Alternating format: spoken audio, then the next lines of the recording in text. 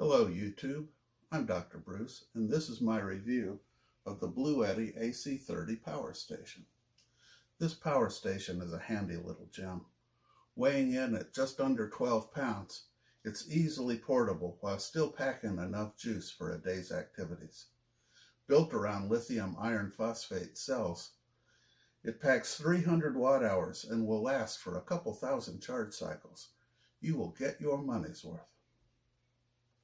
It has an AC pure sine wave inverter with 2 outlets. It's rated at 300 watts. This is enough for many small appliances, your laptop and so forth. Here we have the USB outlets. The USB-C is not a PDC, so it won't charge your MacBook Pro, but it is enough to rapid charge your cell phone or tablet. There's a 12-volt accessory port rated at 10 amps. Which is standard. On top, there's a wireless charger for your cell phone or other wireless devices.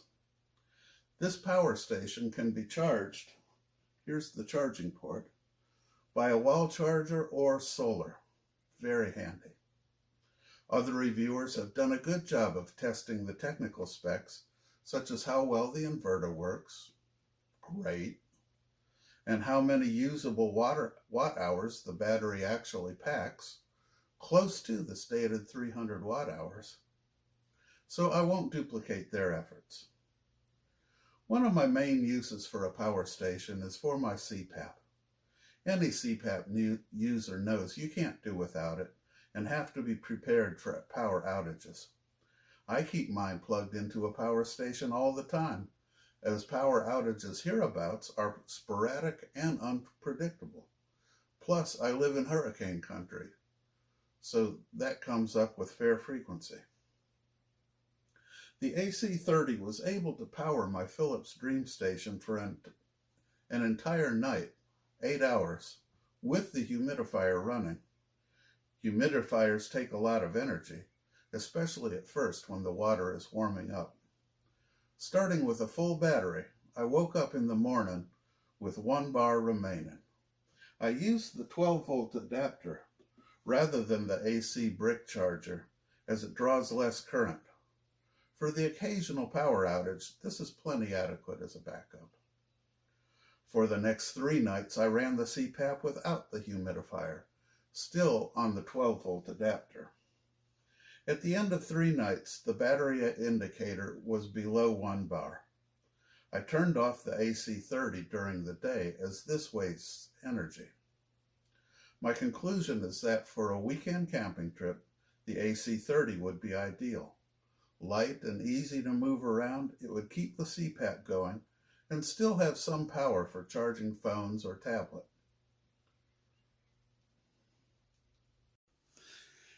Next, I tried the AC30 with my ACOPower Lion Cooler X40A. This is a 42-quart refrigerator. It comes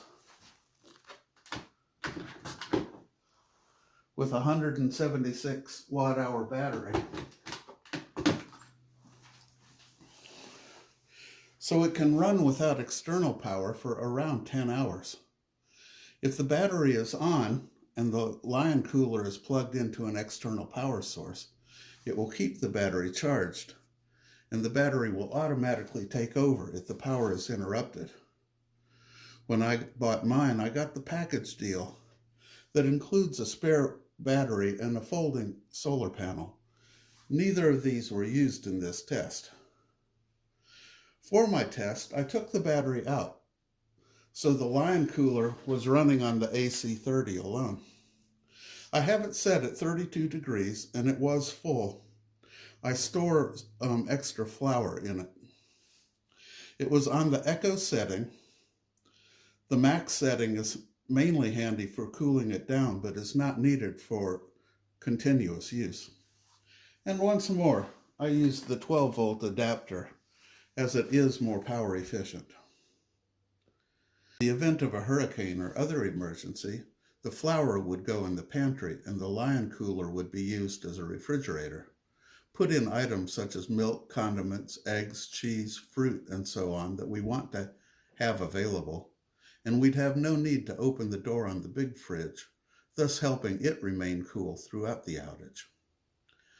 After 26 and a half hours, the AC30 was down to 1 bar, and I ended the test as it had gotten late in the evening and I didn't want to stay up just to squeeze out those last 2 or 3 hours. With the Lion Cooler battery in place, I could have gotten over 36 hours without doing anything further. For random power outages or less violent tropical storms, this would be more than enough. I've seen other reviewers say that the AC30 doesn't have a regulated 12-volt outlet. I took some photos at fully charged and almost empty with a voltmeter. The voltmeter showed the same level of charge both times. So if it's not regulated, that's good enough for my purposes. The AC30 has pass-through charging, so it could be left on its AC brick or on solar power indefinitely, ready for the next time the grid goes down. This would be my most likely application for emergency preps, using it with the Lion Cooler. With a 300-watt inverter, I'm not going to run AC appliances, and a power station of this size is overkill for charging tablets and cell phones.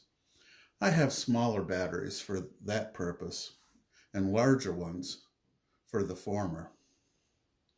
I've seen criticisms of power stations like these and some in the 500 watt hour range because you couldn't run an RV or your AC on them.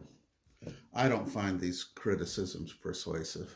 AC30 is a wonderful recreational unit, providing plenty of power for a weekend's campout or a day at the beach.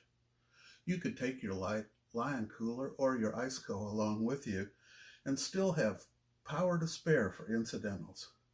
For emergency prep, such as an ice storm, it would keep our food and drinks cool. There's a place for larger power stations, such as the Jackery 1000, the Bluetti EB150, or the AC200. These have much greater capabilities and will provide more power for a longer time. The AC30 is not a replacement for them. It's meant to go with you on your fun little jaunts, or to take over some of the less taxing chores in a power outage or in RV life. In these roles, it is just splendid.